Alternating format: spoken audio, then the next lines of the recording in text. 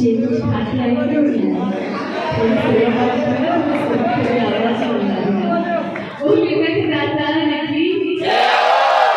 और आइए अब चलते हैं सीधा हम हवाल की तरफ बाबा के। आज क्या है, फागुन का महीना भी चलता है और आज क्या है, कुछ स्पेशल दिन है। अंतर्राष्ट्रीय महिला दिवस। अंतर्राष्ट्रीय महिला दिवस, इसलिए देखो माताओं की संख्या ज्यादा है। जोरदार ताली लगा दीजिए।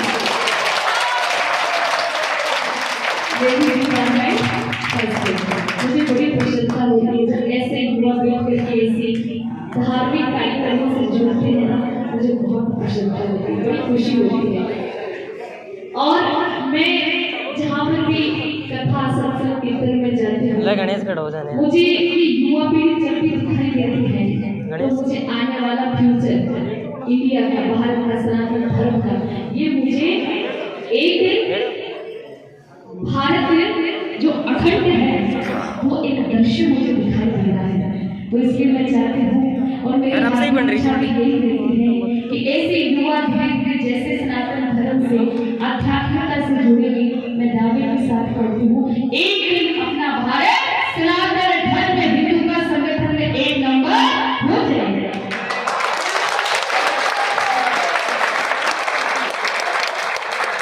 लेकिन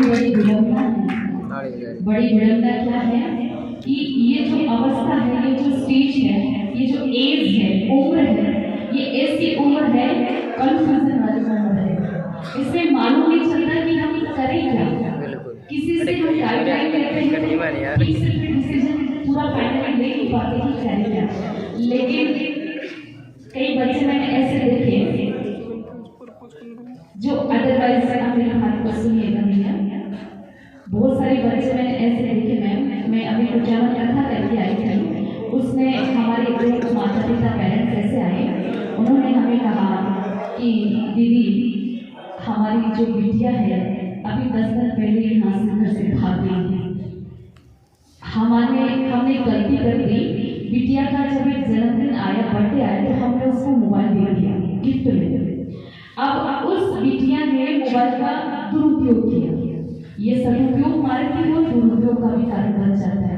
और इस बिटिया ने स्कूल में किसी बच्चे के साथ में संपर्क हो गया, नंबर ले लिया और मोबाइल से रोज उनसे बातें किया करती थी वो हमारे सोने के बाद में रात को, और हमें पता नहीं चला कि उसने मोबाइल कहाँ छुपा रखा।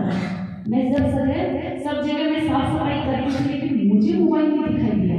लेकिन बाद में पता चला कि जो अभी सर्दियाँ चली गई थी ना, बोले रजाई के अंदर उसकी जो ऊपर वाली पन्नी है ना, उसके अंदर मोबाइल नहीं था।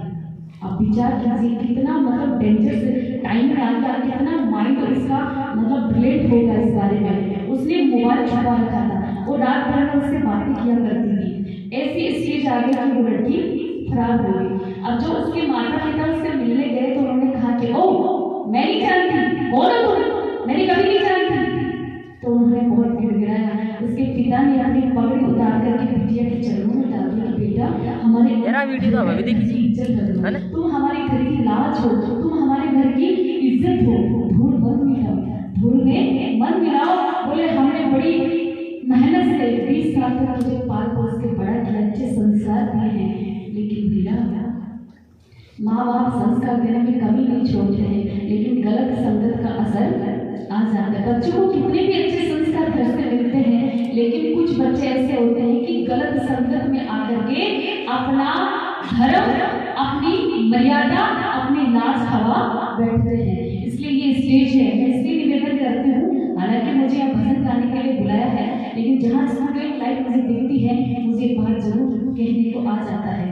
इसलिए मैं आप सभी से निवेदन करती हूँ, आपके पास मोबाइल है, अच्छी बात है, आप इसका सदुपयोग कीजिए। इसमें ऐसे ऐसे धार्मिक कार्यक्रम भी आते हैं, इसमें कथा आती है, इसमें कई संतों की वाणियाँ हैं, आप उनको सुनिए, आपका जीवन मंगलमय हो जाएगा, आपका घर परिवार में सुख शांति हो जाएगी, आने वाला फ्यूचर आपका अच्छा होगा, है ना। अभी लाइफ बड़ी बड़ी है, इसलिए ऐसा आप मैं सभी से निवेदन करती हूँ, चाहे जेंट्स हो, चाहे लेडीज हो, चाहे स्टूडेंट गर्ल्स हो या बॉयज हो, सभी को इस चीज़ का ख्याल रखना है, क्योंकि ये देश में लव जिहाद का बहुत ज़्यादा ये ठंडा चल रहा है। इसमें बिटियाँ सोच नहीं पाती है, बहनें सोच नहीं पाती कि करें तो क्या करें, समझ नहीं आती। लेकिन उम्र का ऐसा एक वेग होता है, उसमें वो डिसीजन नहीं लेने के कारण से वो वहां से निकल जाती है, मतलब अपनी लाइफ बर्बाद कर चुकी होती है। और जब समय निकल जाता है फिर माँ बाप के पास में रो करके आती है, फिर कोई लेना फिर कोई मतलब नहीं है। इसलिए मेरा आप सभी से यही निवेदन है कि आप जितना हो सके आप अपने परिवार की, अपने माता पिता की लाज जरूर रखना। क्यों? क्योंकि माँ बाप बड़े बहुत ही ईमानत से बच्चों को पाल पोस करके बड़ा करते हैं, बहुत सपने देखते हैं, लेकिन वही बेटा और बेटी लास्ट में क्या करते हैं उनके साथ में, ये ठीक नहीं होगा। ये आज पता नहीं चलेगा, ये उस दिन पता चलेगा जिस दिन हम भी एक माँ बनेंगे, जिस दिन हम भी एक बाप बन जाएंगे, उस दिन इस बात का पता चलेगा कि वाकई में कितना दुख होता है जब उसकी संतान हमारे साथ ऐसा करती है। इसलिए मेरा हाथ जोड़ कर निवेदन है, एक छोटी सी बात बताऊंगी, उसके बाद में बच्चों को जोड़ेंगे। एक कोई प्रेमिका थी, समझना बात यहाँ कहने योग्य है, इसलिए मैं आपसे बताया था। मैंने कथा में सुना था कि एक प्रेमिका थी, तो उसने अपने प्रेमी को बोला कि तुम मेरे लिए क्या कर सकते हो? बोले जो तुम कहो, कि तुम तुम्हारी माँ का कलेजा निकाल के दे सकते हो। तो उन्होंने कहा क्यों नहीं, तुम्हारे लिए मैं सब कुछ कर सकता हूँ, मैंने अपनी लाइफ तुम्हारे नाम कर दी, मैं सब कुछ कर सकता हूँ। घर पे जाता है और आधी रात को मतलब नशे में जाता है, पी करके गया था। माँ टेबल लगा करके, थाली लगा करके इंतजार कर रही थी, मेरा बेटा आएगा, मेरा लाडला आएगा, वो भूखा है, पता नहीं सुबह से उसने कुछ खाया है कि नहीं खाया है, वो वेट कर रही थी। और जैसे ही बेटा गेट खोलता है, माँ दरवाजे पे भाग करके गेट खोलती है, तेरे बेटा तू आ गया, अरे बेटा तू भूखा है, तू प्यासा है। माँ तो माँ होती भाई, माँ की ममता बहुत करुणामय होती है। अब जैसे वो अंदर आया, बड़ा गुस्से में, दूध हो रखा नशे में, नशा बोले नशा ऐसी चीज है जो सुरबुद्धि खो देता है, उसमें कुछ पता नहीं चलता। बोले माँ अभी तक सोई नहीं, बोले कब से तू इंतजार कर रही है, तेरा यही काम है क्या? ये मेरा रोज का काम है, मेरे ये मैं कोई छोटा बच्चा थोड़ी हूँ, तुम सोती क्यों नहीं हो? माँ को जोर से चिल्ला करके यूं डांटने लग गया। माँ सोची कि थक के आया है ना, इसलिए डांट रहा होगा, इसलिए गुस्सा कर रहा होगा। मैंने कहा बेटा कोई बात नहीं, तुम्हारे लिए मैंने भोजन लगाया है। फिर वो उसने बरस पड़ा कि माँ मैं कोई छोटा बच्चा नहीं, मैं लेकर के भी खा सकता हूँ, क्या तुम रोज मेरा इंतजार करती हो, तुम जाकर के सो नहीं आती? माँ ने कुछ नहीं बोला, माँ चुपचाप नीची गर्दन करके आंसू से आंखों को भर करके अपने सही कक्ष में चली गई और वहां पर जाकर के बैठी रोने लगी। आंख लग गई क्योंकि अधरात्रि हो चुकी थी, माँ भी थक चुकी थी। जैसे ही माँ सोई बिस्तर पे, नींद आ गई। अब वो इंतजार में था, प्रेमिका ने कहा था ना कलेजा निकालना था, अब वो वेट ही कर रहा था कि कब माँ को नींद आए, कब मैं ये काम कर दूं। उसने महाराज चाकू उठाया, अपना किचन में से नाइफ लेकर के माँ के कमरे में जाता है और जाकर के माँ के कलेजों को खोद करके माँ के हट को बाहर निकाल देता है।